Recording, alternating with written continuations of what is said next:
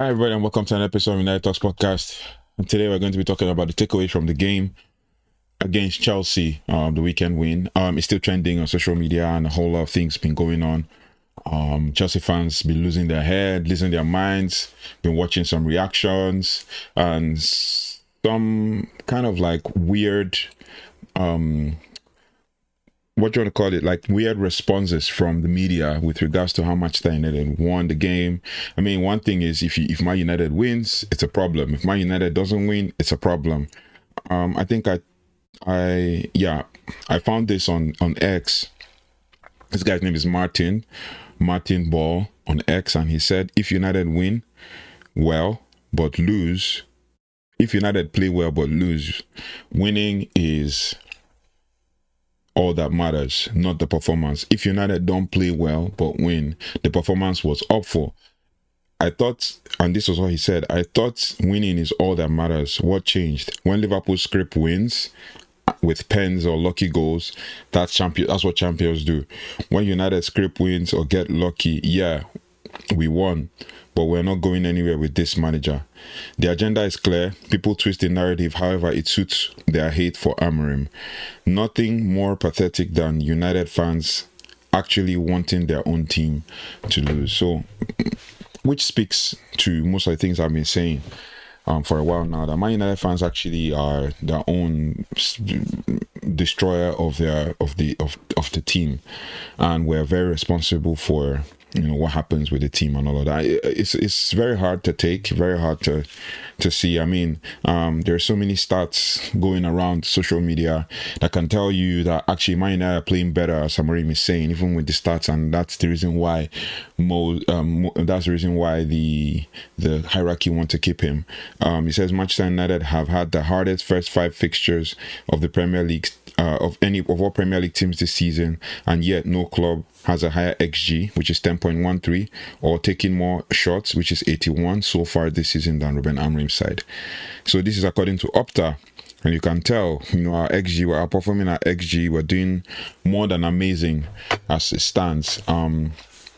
So we're going to do the takeaways, and the takeaways basically, just to give you a bit of a summary, we're going to talk about, what this means for Bruno, as Bruno scored his historic goal. Casemiro scoring again and having more records against Chelsea of all the goals he scored for Man United in Premier League. Maguire, we'll talk about Dorgu, we'll talk about the resilience of, despite the fact that Man United got a red card. We'll talk about the unbeaten run versus Chelsea. We'll talk about Altay Bayindir and also Mason Mount. And we'll also kind of flip the negatives and turn them to positives. But first, it was a great night at Old Trafford in the pouring rain under the floodlights, and Manchester United took down Chelsea 2-1 in a dramatic, nerve-shredding, but ultimately victorious battle. And this wasn't just any win. This was about history, resilience, and statement making. I mean, from Bruno Fernandes, or as I've just learned, from Bruno Fernandes, writing his name into the record books, to Casemiro showing both his best and worst sides, to the young guns stepping up and when it mattered the most, and basically the game just had everything. Now let's break it down one step at a time, slowly, and we'll dive into the details. I've got 5 positives from the match, 3 bonus takeaways, and then basically these are the things that must have gone under the radar. And of course, we'll also talk about how the negatives can be spun into positives, because let's be honest, this was far from perfect, but it told us a lot about Ruben Amorim's Manchester United. First of all, we'll go with the headline moment: Bruno Fernandes. Now, Bruno Fernandes, our captain, our leader, and now officially one of the greats at Man United's Premier League era. He scored his 100th goal for the club in his 200th Premier League appearance.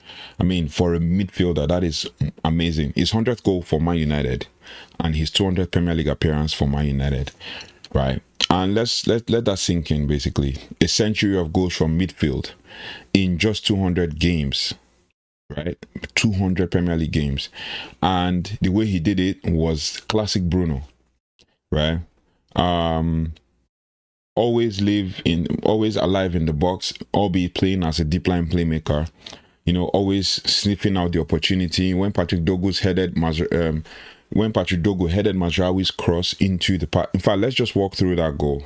So Ahmad deflected a shot, and then as they were trying, deflected a clearance, and he was trying to he won the ball and then passed it straight to Brian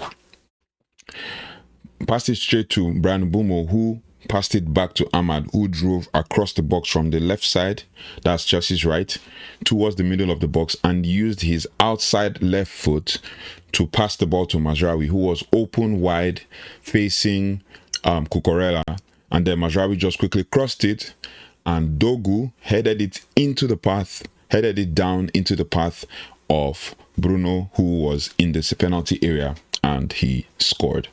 Patrick Dorgu headed Mazraoui's cross into the path. Bruno timed his run perfectly, adjusted his body, and guided the ball past Chelsea's stand-in goalkeeper Jorgensen.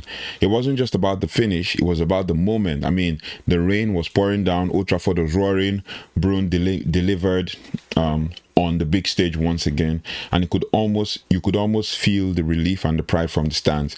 This wasn't just a goal number 100. This wasn't just goal number 100. This was a captain putting his stamp on the season, a leader proving once again that he's the heartbeat of the team.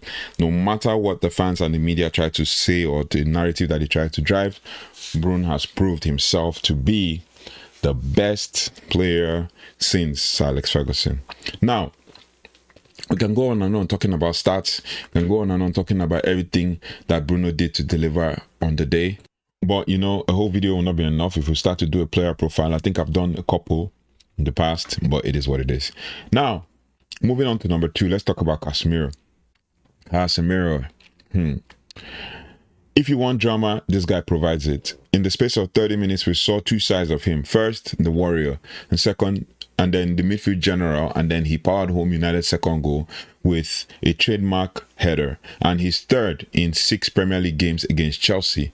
Right now, that is basically an astonishing start. For Casemiro.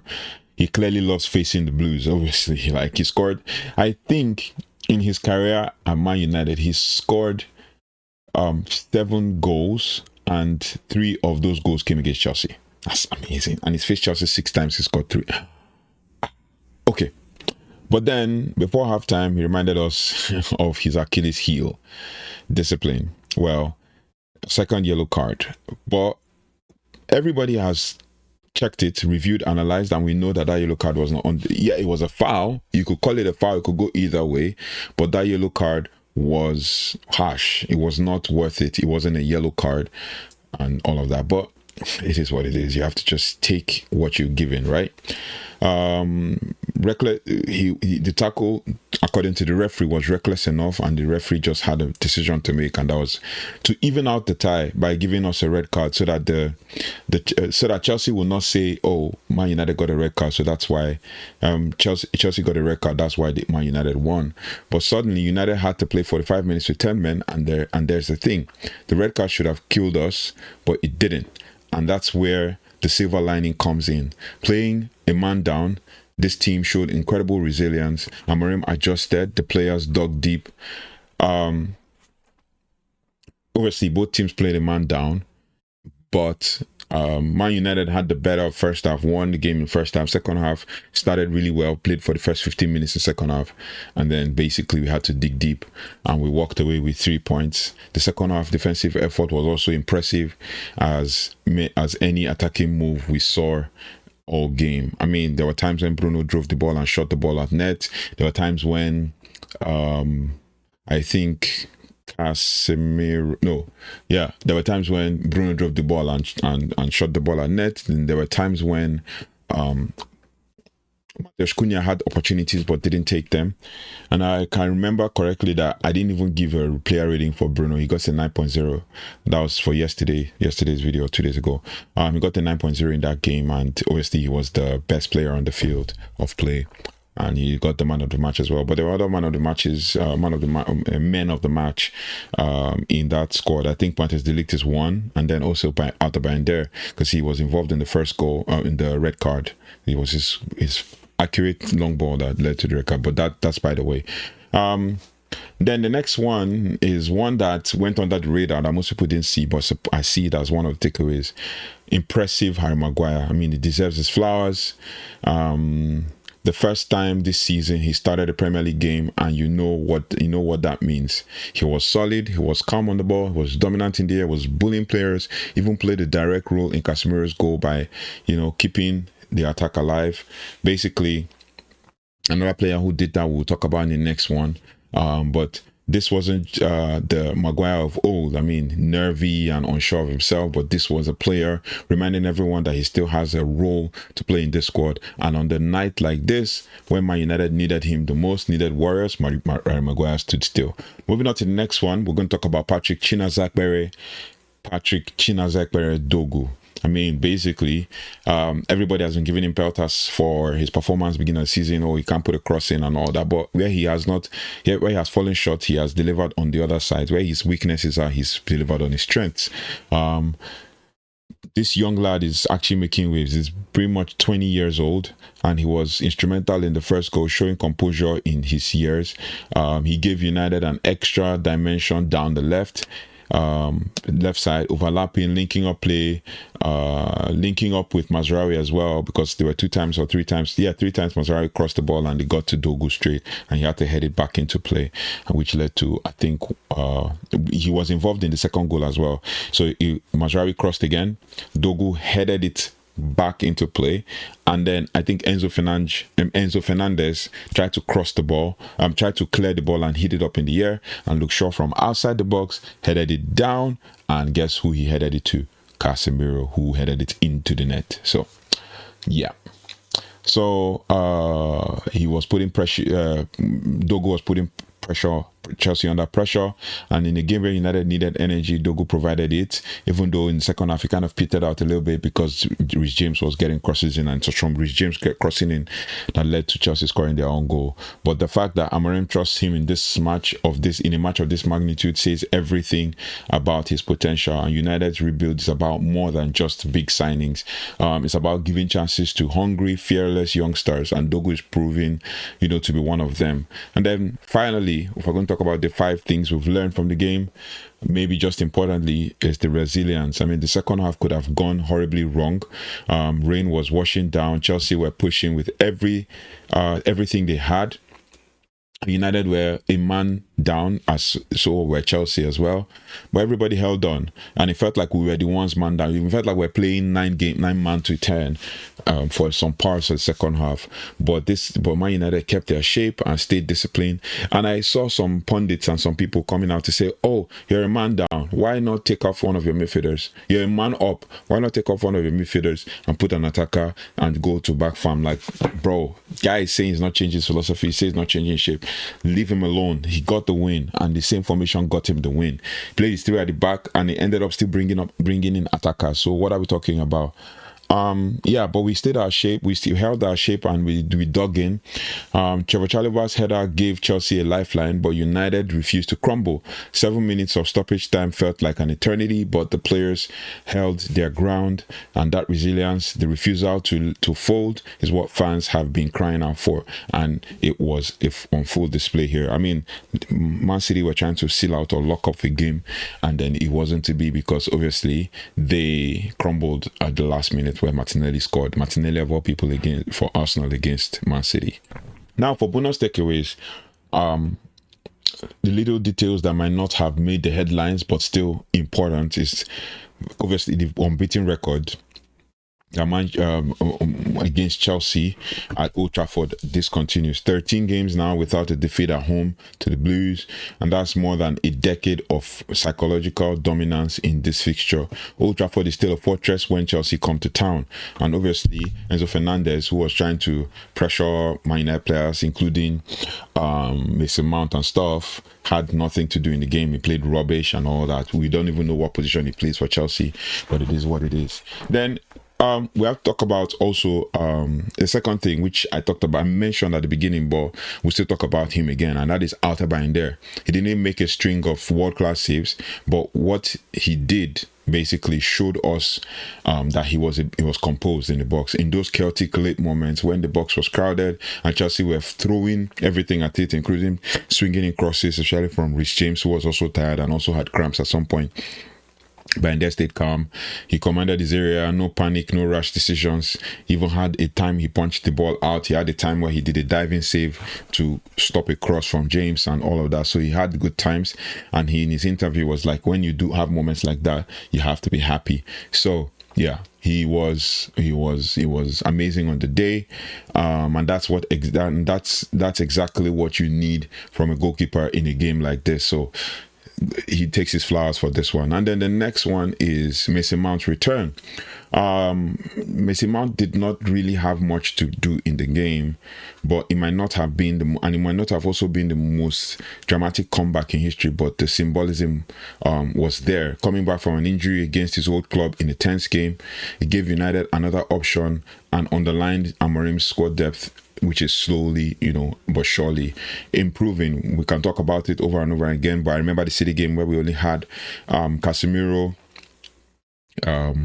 Joshua Zirkzee, and Kobbie Mainoo to bring on, but now we have options, right? We also have Mount. We also had the opportunity to bring in Cunha, right? And we could take out Enzo Maresca for a rest and then bring in move Ahmad to right wing back and then bring in Cunha. So yeah. Now finally I'm saying finally again, but this is the final part of this video, and that is the negatives that we can turn to positives, right? There were negatives. I mean, Casemiro's red card, conceding late, missing chances to kill the game. I mean, Ahmad had a couple of times to create pass chances for Sesko or for even Mbumo, but he delayed. We had some times when we had 3 against 2, and we still didn't take opportunities. The keeper was out. We didn't take the opportunities to kill the game. But here's the thing: each of those negatives can actually respond to positives. First of all, yeah, we're going to talk about Casemiro's red card. Yes, it forced United to prove that we can win, but also it builds belief and it builds character and it gives Amorim clarity. Casemiro needs to be more disciplined. Everybody's talking about it because it's quite experienced, so he should be able to deliver on big games like that, even though he scored. But he should also keep his head down so that he can get subbed off at first half. I mean, I was just saying, once he got that yellow card, I was like, just see out the first half so we can get in Ugarte. But then what happened. But it opens the door for Ugarte, as I just said now, or Mainoo to step in and show what they can do, and that is what will happen in the next game. So we might see potentially Ugarte and Mainoo playing midfield, or Ugarte and Bruno playing midfield, or whatever the case. But conceding late, that's another thing, another negative that we can actually deal with. It made things tense, but it also gave the team a chance to show defensive grit. I mean, to survive pressure, to grind, and in football, the kind of stress test that actually can be invaluable for the tough season ahead. And the games don't get less difficult. I mean, we have Brentford next, and then Sunderland next, and after that Liverpool. So it gets tougher and tougher as we go. But the missed chances also, which is a third negative, or a third negative. The missed chances was actually frustrating, but here's the glass half full, perspective that we can take from those missed chances. United are creating chances. Amorim keeps saying it, but people tend to take it out of context. People tend to say, oh, he's not doing enough. But United are creating chances, and the patterns are there, the opportunities are there. There's the in behind runs, there's the XG, there's the stats to show, and it's not just a creativity issue now, it's a finishing one. And we need to also create chances for our strikers, and that's easier to sharpen than just building the play from scratch and all that. So the basics have been sorted out, but then the whole thing is just to pass the ball into final third and finish, right? So what does this all mean? I mean, what does it mean for us as fans and for the club as Man United? It means that on a rain-soaked night at Old Trafford, Manchester United proved that they can suffer and still win, and they proved that they can combine history and resilience, youth and experience, flair and grit. And obviously, we also made things a bit difficult for ourselves, but we still delivered, right? Bruno Fernandes etched his name further in United's history. That's another thing that it means. Casemiro gave us both chaos and brilliance. Maguire also reminded everyone that he still matters. Dorgu showed us the future is bright, but also can do better. And Amorim also said it that he can do better. And above all, the team showed fight, right? They showed grit. This wasn't just 3 points. It wasn't just a game in the rain. I mean, some people were blaming the stadium, that the Premier League. If I saw a ridiculous content creator who said that the Premier League needs to check Manchester United's field, because how can we play in such a field that is soaked? When you're talking about rain that happens once in a while, and then you're talking about, the Premier League needs to check the field and stuff. But it is what it is. Fans will look for excuses and want to make excuses, so we cannot be pandering to their excuses. So, like I said, it wasn't just a win, it was a statement, a turning point, and a performance that flaws and all told us that Ruben Amorim's Manchester United are building something worth believing in. To think about it, in this game, in these first 5 fixtures, we've played Arsenal, title contender. We've played Man City, title contender. We've played Chelsea, potential title contender and world champions. And in these 3 games, we have 3 points. So 1 point per game, right? We lost to Arsenal narrowly. We lost to Man City very well. And we lost to Chelsea. And we won Chelsea 3-1. So if you think about it, 1 goal against Arsenal, 3 goals, 1 goal conceded, against Arsenal, 3 goals conceded against Man City, and then 3 goals scored against Chelsea with 1 goal conceded. So it is 5 goals and 5 conceded, 3 scored. But it is what it is. We've played the toughest fixtures. We just only have, I think, Liverpool to go, and then we're done. I don't think Tottenham are going to be a big deal for us to deal with, right? So, like I said, what Manchester United is building is something that we can all back. And if you're a Man United fan, you walk away from this game knowing that the rebuild is alive. Most fans are saying, oh, we're still keeping our powder dry. Obviously, we want to back the manager, but we don't back him. We don't want the manager and all of that. But it's a frustrating game. It was frustrating at times, but it's real. And sometimes, nights like this, battling through the rain, clinging on, with the pressure from Chelsea's 10 men against Man United's 10 men, and celebrating milestones are the ones that you remember the most, especially come the end of the season. And so, what's my breakdown? So that's what's my final take on all of this, is that we as Man United fans need to believe in this process and back the manager. And I've always said this time and again. So that's my breakdown of the 2-1 win over Chelsea, and the 5 big positives, 3 extra insights, and the reminder that even the negatives can make us even stronger. So let me know your thoughts and feelings. What do you think that I left out in the takeaways, and we can build from there. So thank you so much for watching. Thank you so much for liking, sharing, and subscribing. If you haven't already, please do like, share, subscribe, and hit the notification bell so you don't have to miss anything as relates to Manchester United. I'll see you on the next one. Take care, goodbye, and God bless.